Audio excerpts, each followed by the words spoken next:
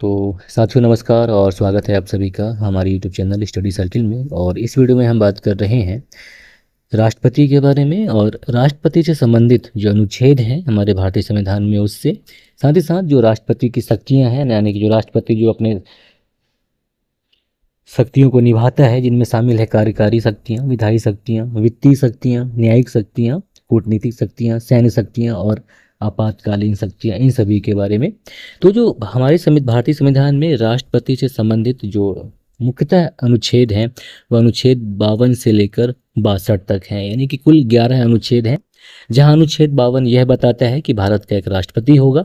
साथ ही साथ अनुच्छेद 53 जो है वो ये बताता है कि संघ की कार्यपालिक शक्ति जो है वो राष्ट्रपति में निहित होगी। और अनुच्छेद जो 54 है वो ये बताता है कि राष्ट्रपति का निर्वाचन किनके द्वारा किया जाएगा, यानी कौन से व्यक्ति होंगे जो राष्ट्रपति का चुनाव में भाग लेंगे। तो अनुच्छेद 54 राष्ट्रपति के जो निर्वाचक मंडल है उसकी बात करता है। तो बात कर लें इसमें कौन कौन होते हैं। इसमें संसद के दोनों सदनों के निर्वाचित सदस्य होते हैं, यानी कि लोकसभा और राज्यसभा के जो निर्वाचित सदस्य होते हैं वो इनमें भाग लेते हैं। इसके अलावा राज्य विधानसभा के निर्वाचित सदस्य होते हैं। साथ ही साथ केंद्र शासित प्रदेश दिल्ली व पांडिचेरी विधानसभा के जो निर्वाचित सदस्य हैं वो इसमें भाग लेते हैं, यानी कि वो इसके चुनाव राष्ट्रपति के चुनाव प्रक्रिया में भाग लेते हैं। संसद के दोनों सदस्य यानी कि लोकसभा और राज्यसभा के जो निर्वाचित सदस्य हैं, तो इसका मतलब ये हुआ कि जो मनोनीत सदस्य हैं वो इसमें भाग नहीं लेते हैं राष्ट्रपति के संदर्भ में, ठीक है, राष्ट्रपति के चुनाव के संदर्भ में। इसके अलावा जो राज्य विधानसभा के निर्वाचित सदस्य होते हैं वो, और दिल्ली तथा पांडिचेरी जो कि केंद्र शासित प्रदेश हैं और यहाँ विधानसभा भी है, तो यहाँ के जो निर्वाचित सदस्य हैं ये सभी राष्ट्रपति के चुनाव में भाग लेते हैं, ध्यान दीजिएगा, है ना। और इसके बाद फिर अनुच्छेद 55 है जो राष्ट्रपति के निर्वाचन की रीति बताता है कि राष्ट्रपति का निर्वाचन किस प्रकार से किया जाएगा। वही जो भारतीय संविधान का अनुच्छेद 56 है वह राष्ट्रपति के पदावधि के बारे में बताता है, यानी कि उनका कार्यकाल कब तक रह सकता है। तो जो राष्ट्रपति का पदावधि है उनके पद धारण करने की तिथि से 5 वर्ष तक होती है। हालांकि वह कभी भी अपने पदावधि में किसी भी समय अपना त्यागपत्र जो है उपराष्ट्रपति को सौंप सकते हैं। इसके अलावा उनके कार्यकाल पूरा होने के पहले भी महाभियोग चलाकर उनके पद से उन्हें हटाया जा सकता है। तो जो अनुच्छेद 56 है यह राष्ट्रपति की पदावधि यानी कि उनका कार्यकाल बताता है कि कब से कब तक इनका कार्यकाल रहेगा, अनुच्छेद 56। और एक चीज़ ये भी है कि राष्ट्रपति अपने पद पर तब तक बने रहेंगे, यानी कि अवधि अगर समाप्त हो जाता है तब भी बने रहेंगे जब तक कि जो उत्तराधिकारी हैं वो अपना पद ग्रहण नहीं कर लेते, ठीक है। और जो अनुच्छेद 57 है वो पुनर्निर्वाचन के लिए पात्रता के संबंध में बताता है, यानी कि जो राष्ट्रपति के रूप में पद धारण करता है या कर चुका है इस संविधान के अन्य उपबंधों के अधीन रहते हुए उस पद के लिए पुनर्निर्वाचन का पात्र होगा। यानी कि हमारे देश में राष्ट्रपति जितनी बार चाहे उतनी बार चुनाव लड़ सकते हैं, अमेरिका की तरह नहीं कि जहाँ सिर्फ 2 बार फिक्स कर दिया गया है। तो जो अनुच्छेद 57 है वो बताता है कि राष्ट्रपति जो है पुनर्निर्वाचन के लिए पात्र होंगे। इसके बाद अनुच्छेद 58 में राष्ट्रपति की जो अर्हता है या मतलब राष्ट्रपति बनने के लिए जो योग्यता चाहिए उसके बारे में बताया गया है। पहला तो ये कि भारत का नागरिक होना चाहिए, दूसरा वह 35 वर्ष की आयु पूरी कर चुका हो और वह लोकसभा का सदस्य निर्वाचित होने की योग्यता रखता हो और वह संघ सरकार में या किसी राज्य सरकार में अथवा किसी स्थानीय प्राधिकरण में अथवा किसी सार्वजनिक प्राधिकरण में लाभ के पद पर ना हो। एक वर्तमान राष्ट्रपति अथवा उपराष्ट्रपति, ध्यान देने वाली बात है कि किसी राज्य का राज्यपाल और संघ अथवा राज्य का मंत्री किसी लाभ के पद पर नहीं माना जाता। इस प्रकार वह राष्ट्रपति पद के लिए अर्हत उम्मीदवार होता है, यानी कि वह किसी लाभ के पद पर नहीं होना चाहिए, है ना। वही अनुच्छेद 59 जो है वो राष्ट्रपति के पद के लिए कुछ शर्तें हैं उनके बारे में बताता है, जिसमें पहला शर्त तो ये है कि जो राष्ट्रपति होते हैं वो संसद के किसी भी सदन के या किसी राज्य विधानमंडल के किसी सदन का सदस्य नहीं होंगे। और ऐसा है कि कोई सदन का कोई सदस्य राष्ट्रपति निर्वाचित हो जाते हैं तो ये समझा जाता है कि उस व्यक्ति ने, यानी कि जो राष्ट्रपति ने उस सदन में अपना स्थान जो है राष्ट्रपति के रूप में अपने पद ग्रहण की तारीख से खाली कर दिया है या रिक्त कर दिया है। इसके अलावा अन्य शर्तों में धारा 59 के अंतर्गत ही कि राष्ट्रपति अन्य कोई भी लाभ का पद धारण नहीं करेगा। इसके अतिरिक्त राष्ट्रपति बिना किराया दिए हुए अपने शासकीय निवासों के उपयोग का हकदार होगा। ठीक है।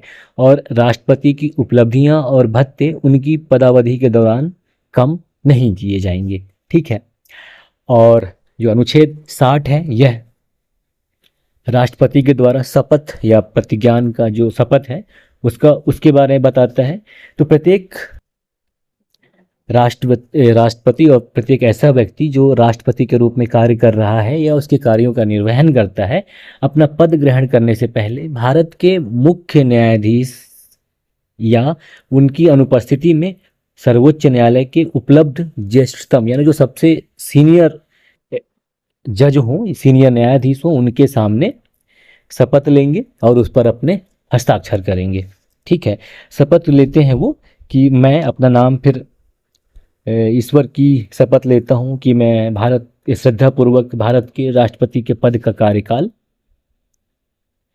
निर्वहन करूँगा, है ना, और पूरी योग्यता से संविधान और विधि का परिरक्षण, संरक्षण और प्रतिरक्षण करूँगा, और मैं भारत की जनता की सेवा और कल्याण में निरत रहूँगा। ठीक है। तो अनुच्छेद 60 में जो है ये राष्ट्रपति के द्वारा शपथ का प्रतिज्ञान है। हालांकि जो शपथ है ये, इसका जो फॉर्मेट है वो तीसरी अनुसूची में दिया गया है, लेकिन राष्ट्रपति का शपथ जो है भारतीय संविधान के अनुच्छेद 60 से संबंधित है। यानी कि अगर ऐसा सवाल आ गया कि राष्ट्रपति का शपथ का संबंध किस अनुच्छेद से है, तो वह अनुच्छेद 60 है। और अगर ये प्रश्न आ गया कि भारत का एक राष्ट्रपति होगा, किस अनुच्छेद में कहा गया है, तो वह अनुच्छेद 52 होगा या 52 है। या फिर ये पूछ दिया गया कि राष्ट्रपति के निर्वाचन की प्रक्रिया किस अनुच्छेद में है, तो वह अनुच्छेद 55 है।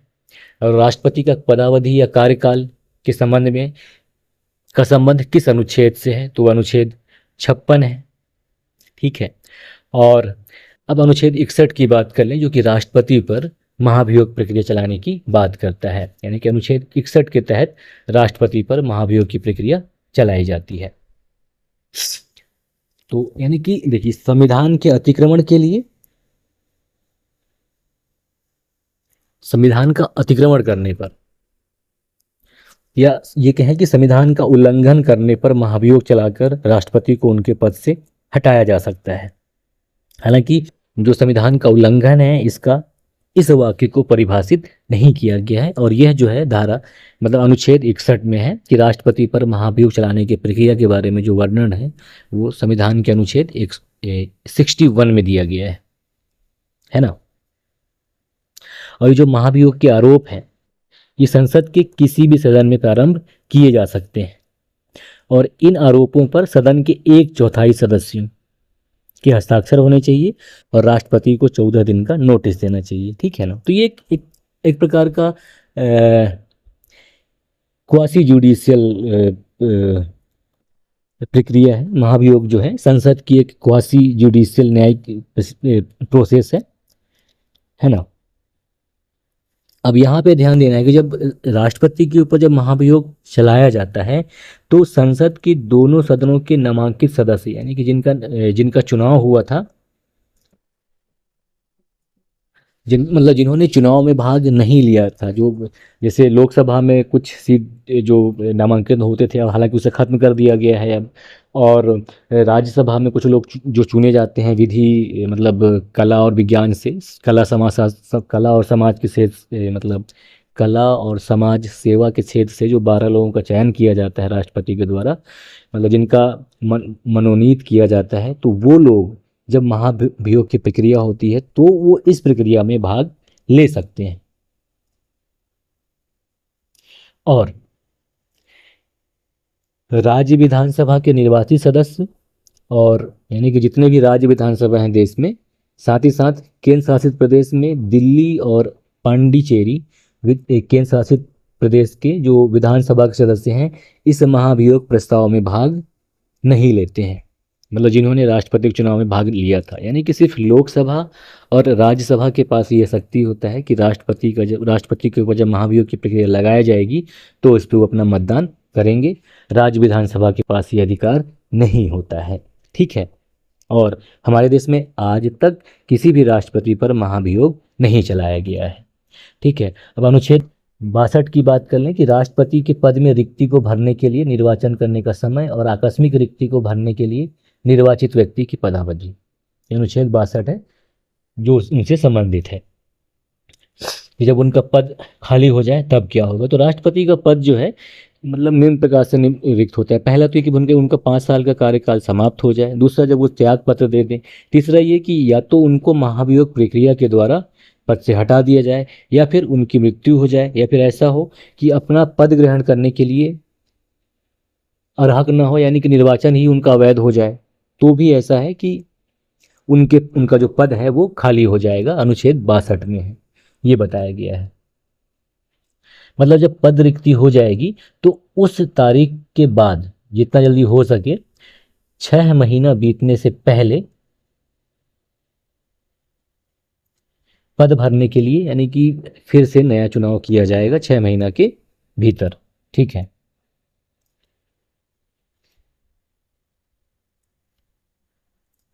तो भारतीय संविधान का अनुच्छेद 52 से लेकर 62 यानी कुल 11 अनुच्छेद जो हैं जो मतलब डायरेक्ट रूप से राष्ट्रपति से संबंधित हैं। अब इनके शक्तियां और कर्तव्य की बात कर लें तो शक्तियां इनका ऐसा है कि इनके पास कार्यकारी शक्तियां हैं, विधायी शक्तियां हैं, वित्तीय शक्तियां हैं, न्यायिक शक्तियां हैं, कूटनीतिक शक्तियां हैं और सैन्य शक्तियां हैं। साथ ही साथ आपातकालीन शक्तियां भी राष्ट्रपति को प्राप्त हैं। कार्यकारी शक्तियां ये हैं कि भारत सरकार के जितने भी शासन संबंधी कार्य किए जाते हैं सभी उनके नाम से ही किए जाते हैं। जैसे अगर हम विदेश में कोई डेलीगेशन जाता है तो भारत सरकार के द्वारा जाता है, लेकिन भारत के राष्ट्रपति के नाम से जाता है। और वह नियम बना सकता है ताकि उनके नाम पर दिए जाने वाले आदेश और अन्य अनुदेश जो हैं वो वैध हो। इसके अलावा वो ऐसे नियम बना सकता है जिसमें केंद्र सरकार सहज रूप से कार्य कर सके और मंत्रियों को उक्त कार्य सहजता से वितरित हो सके। इसके अलावा वो प्रधानमंत्री तथा अन्य मंत्रियों की नियुक्ति करते हैं और उनके जो प्रधानमंत्री और उनके मंत्री होते हैं वो राष्ट्रपति के प्रसाद पर्यंत कार्य करते हैं। अनुच्छेद 75(3) है ना, 75 में है ये। इसके अलावा महान्यायवादी की नियुक्ति करते हैं, महान्यायवादी 148, तथा उसके वेतन आदि निर्धारित करते हैं। और जो महान्यायवादी होते हैं ये राष्ट्रपति के प्रसाद पर्यंत अपने पद पर कार्य करते हैं। सॉरी, महान्यायवादी 76 में, अनुच्छेद 76 है। मैंने कंट्रोलर एंड ऑडिटर जनरल समझ लिया था। तो हाँ, हालांकि ये जो राष्ट्रपति होते हैं ये भारत के महानियंत्रक एवं महालेखा परीक्षक यानी कि कैग, इसके अलावा मुख्य चुनाव आयुक्त तथा जो अन्य चुनाव आयुक्त होते हैं और संघ लोक सेवा आयोग के अध्यक्ष व सदस्य, साथ ही साथ राज्य के राज्यपाल, वित्त आयोग के अध्यक्ष और जो सदस्य होते हैं उनकी नियुक्ति करने का काम करते हैं, है ना। तो ये जो शक्तियां हैं राष्ट्रपति की, ये कार्यकारी शक्तियां हैं या एग्जीक्यूटिव पावर है इनकी। इसके अलावा ये केंद्र के प्रशासनिक कार्यों और विधायिका के प्रस्तावों से संबंधित जानकारी की मांग भी है प्रधानमंत्री से कर सकते हैं। इसके अलावा राष्ट्रपति प्रधानमंत्री से किसी ऐसे निर्णय का प्रतिवेदन भेजने के लिए कह सकते हैं जो किसी मंत्री द्वारा लिया गया हो लेकिन मंत्रिपरिषद ने इसका अनुमोदन नहीं किया हो। इसके अलावा राष्ट्रपति अनुसूचित जाति, अनुसूचित जनजाति तथा अन्य पिछड़ा वर्गों के लिए एक आयोग की नियुक्ति कर सकता है। साथ ही साथ केंद्र राज्य और विभिन्न राज्यों के मध्य सहयोग के लिए एक अंतर्राज्यीय परिषद की नियुक्ति कर सकता है। और वह यानी कि राष्ट्रपति स्वयं द्वारा नियुक्त प्रशासकों के द्वारा केंद्र शासित राज्यों का प्रशासन सीधे संभालने का काम करता है। किसी भी क्षेत्र को अनुसूचित क्षेत्र घोषित कर सकता है और अनुसूचित क्षेत्रों और जनजाति क्षेत्रों के प्रशासन से संबंधित जो शक्तियां हैं वो राष्ट्रपति को प्राप्त हैं। ठीक है। अब विधायी शक्तियां की बात करें यानी कि लेजिस्लेटिव पावर की अगर हम बात करें तो संसद की बैठक बुला सकते हैं या कुछ समय के लिए संसद को स्थगित कर सकते हैं और लोकसभा को विघटित कर सकता है। संसद के संयुक्त अधिवेशन का आह्वान राष्ट्रपति के द्वारा ही करता है, राष्ट्रपति के द्वारा ही की जाती है। इसके अलावा प्रत्येक नए चुनाव के बाद और प्रत्येक वर्ष संसद के प्रथम अधिवेशन को संबोधित कर सकता है राष्ट्रपति। साथ ही साथ यदि लोकसभा के अध्यक्ष और उपाध्यक्ष दोनों के पद खाली हों तो लोकसभा के किसी भी सदस्य को सदन की अध्यक्षता सौंप सकता है। इस प्रकार यदि राज्यसभा के उपसभापति और सभापति दोनों के ही पद रिक्त हों तो वह राज्यसभा के किसी भी सदस्य को सदन की अध्यक्षता सौंप सकता है। इसके अलावा राष्ट्रपति जो है साहित्य, विज्ञान, कला और समाज सेवा से जुड़े या जानकार व्यक्तियों में से 12 सदस्यों को राज्यसभा के लिए मनोनीत करने का काम करते हैं और चुनाव आयोग से परामर्श करने के बाद संसद सदस्यों की निर्भरता के प्रश्न पर निर्णय करने का काम राष्ट्रपति ही करते हैं। और जब कोई विधेयक संसद के द्वारा पारित होकर राष्ट्रपति के पास भेजा जाता है तो इस पर साइन कर देता है तो वो कानून बन जाता है। तो हालांकि उनके पास 3 ऑप्शन होता है, या तो उन पर अपनी स्वीकृति दे दे, तत्काल दे दे, या फिर अपनी स्वीकृति जो है सुरक्षित रख ले, या विधेयक को अगर वो धन विधेयक नहीं होता है तो संसद के पास पुनर्विचार के लिए लौटा देता है। अब यहाँ पे ध्यान देने वाली बात है कि अगर यदि संसद जो है विधेयक को संशोधन या बिना किसी संशोधन के फिर से पारित कर देती है तो राष्ट्रपति को अपनी सहमति देनी ही पड़ती है। और ये सामान्य विधेयक में होता है, धन विधेयक में नहीं, क्योंकि धन विधेयक में इनको हस्ताक्षर करना ही पड़ता है। इसके अलावा वित्तीय शक्तियों की अगर हम बात करें जो इनके पास है, तो जो धन विधेयक है ये राष्ट्रपति के पूर्वानुमति से ही संसद में प्रस्तुत किए जाते हैं। इसके अलावा बजट जो है या वार्षिक वित्तीय विवरण को संसद के समक्ष रखवाने का काम राष्ट्रपति करते हैं। और जो अनुदान जो मांगे जाते हैं इनकी कोई भी मांग राष्ट्रपति की सिफारिश के बिना नहीं की जा सकती है। इसके अलावा राष्ट्रपति भारत की आकस्मिक निधि से किसी अदृश्य व्यय हेतु अग्रिम भुगतान की व्यवस्था कर सकता है। साथ ही साथ राज्य और केंद्र के मध्य राजस्व के बंटवारे के लिए प्रत्येक 5 वर्ष में एक वित्त आयोग का गठन राष्ट्रपति करते हैं अनुच्छेद 280 के तहत।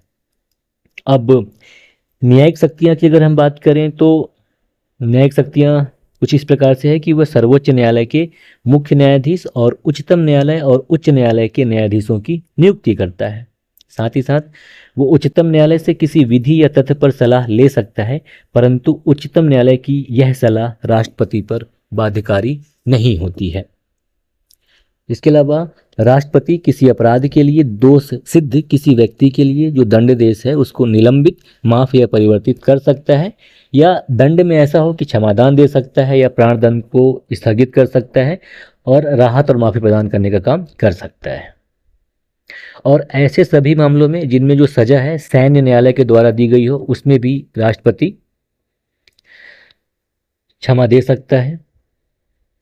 और उन सभी मामलों में जिनमें केंद्रीय विधियों के विरुद्ध अपराध के लिए सजा दी गई हो वहां भी राष्ट्रपति सजा में माफी कर सकता है। इसके अलावा उन सभी मामलों में जिनमें दंड का स्वरूप प्राणदंड हो वहां भी राष्ट्रपति सजा में कमी कर सकता है। ठीक है।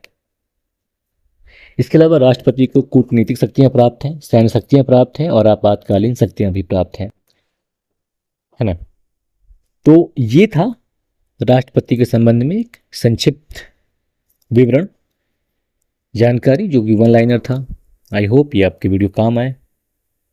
नमस्कार, जय हिंद, जय भारत।